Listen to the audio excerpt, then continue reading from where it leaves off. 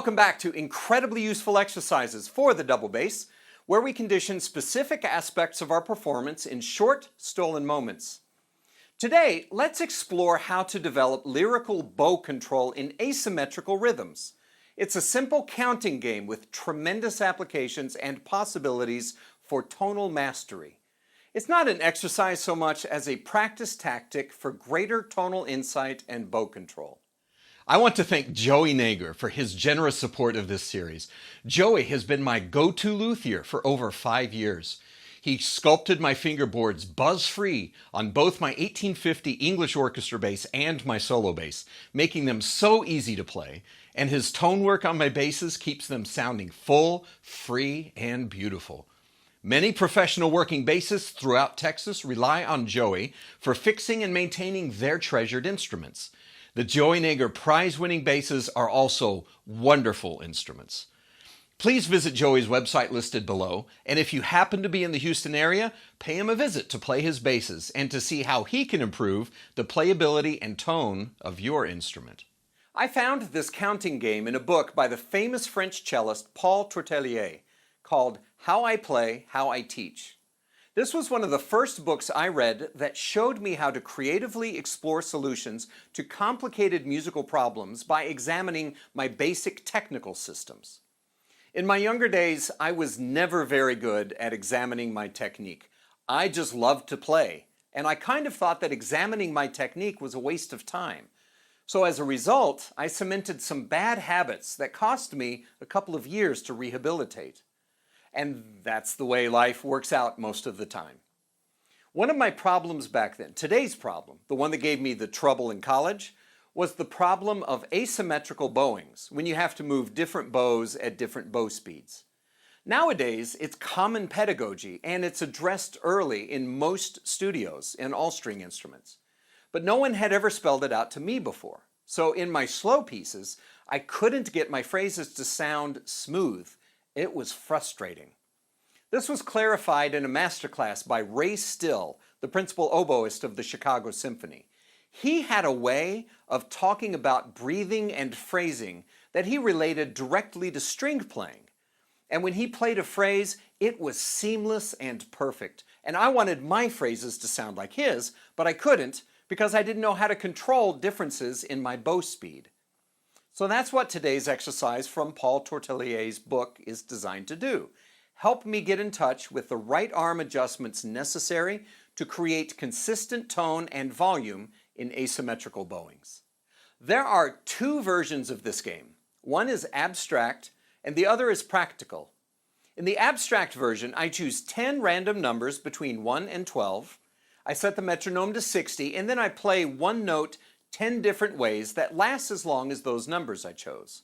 I do them once forward and then backwards.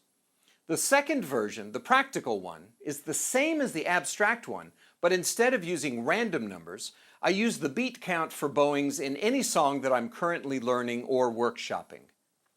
For both ways, I want to use the entire bow from the frog to the tip and back. When I see players use less than the whole bow on lyrical pieces, my stock masterclass answer is to say something like, "You paid $1,000 for your bow, but you're only getting $600 worth out of it." String players often shortchange their bows because it's not easy to work out asymmetrical bowing issues, and people just prefer to play it safe. But it's not living up to your potential, so let's make this work. So here's how it looks. Let's do the abstract one first. So I went to Google, I typed in roll dice into the search bar, and it gives me this handy-dandy little dice rolling simulator. I chose the 12-sided dice. You can choose the 10-sided, but I'm not going to use that, so I'm just going to get rid of that and use the 12-sided. My first roll was a 4. My second roll is an 8. My third roll, 4. Next is a 3. This is pretty conservative so far. Next is an 8. Next is a 3. And then a 10. and then a 6. So I've got 1, 2, 3, 4, 5, 6, 7, 8.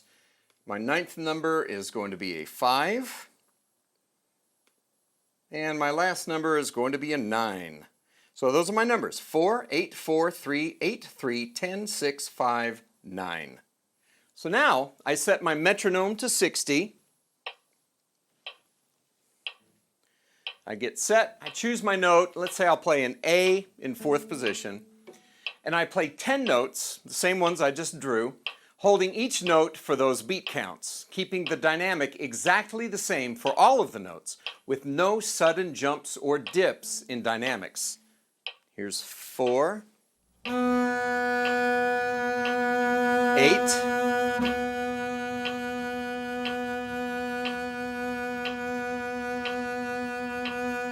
4,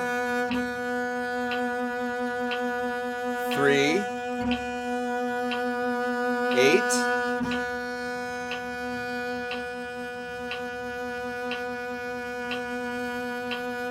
3, 10,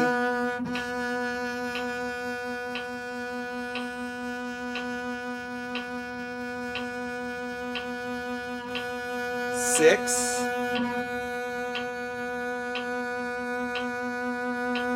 5, and 9.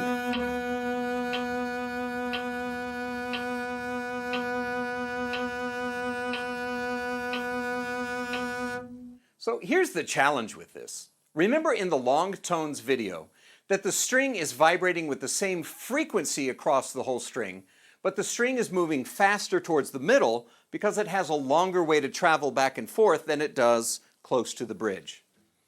Imagine that the different spots on the string are different rivers moving at different speeds. My bow is a boat that I want to float along at the same speed as the river. I don't want to put a motor in the boat and make it move at a speed that the string doesn't want to move.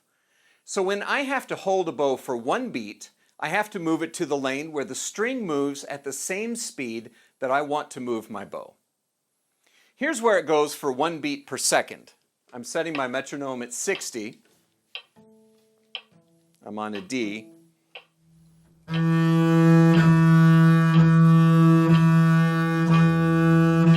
And here's where it goes for 12 beats per second.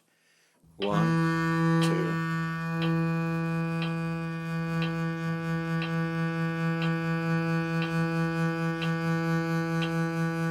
So all that space between, basically you just have to divide that into 12 parts, depending on how long your note lasts. Fast zone for 1 beat per bow. Slow zone for 12 beats per bow.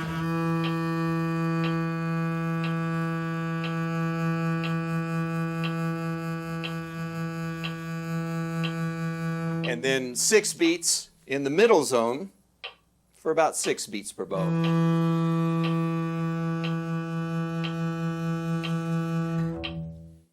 I'm showing this to you visually, but when you try it, you'll be able to feel where the speed of the bow matches the speed of the string. The bow comes alive under my fingers, and I know I'm in the sweet spot when the bow starts tickling my fingers and I feel the string start to pull back against my arm. Now, if that's not complicated enough, here's one other thing to consider.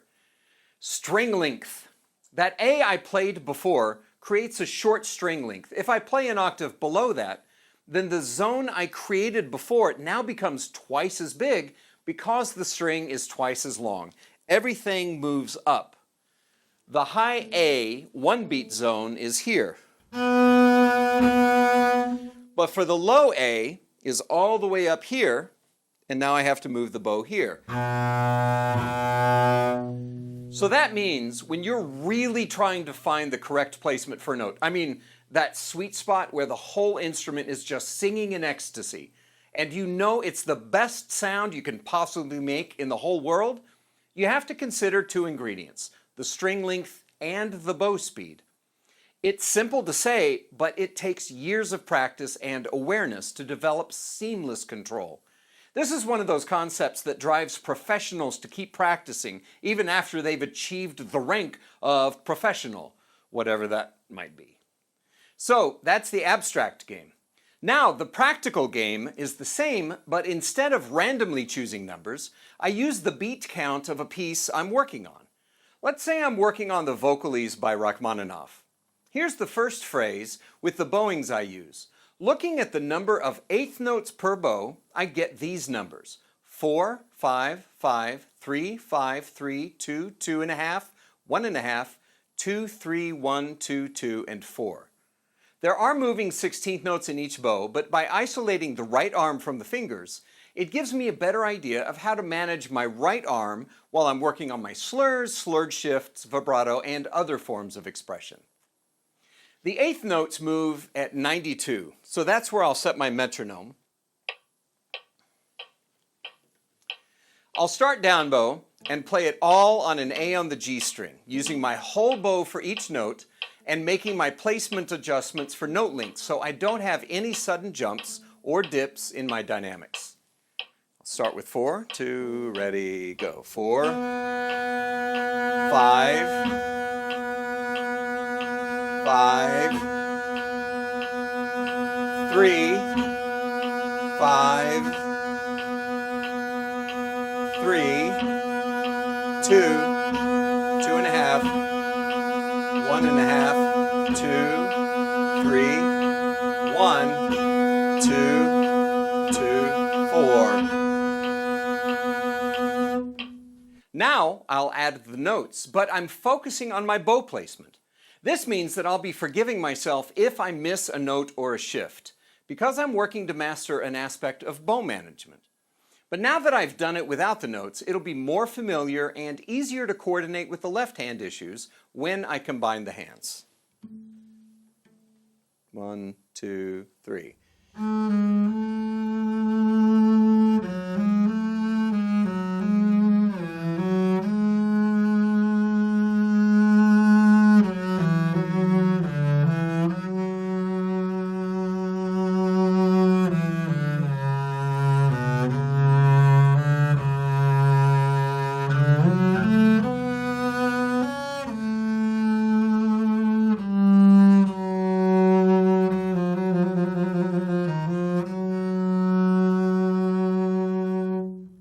And that's the counting game.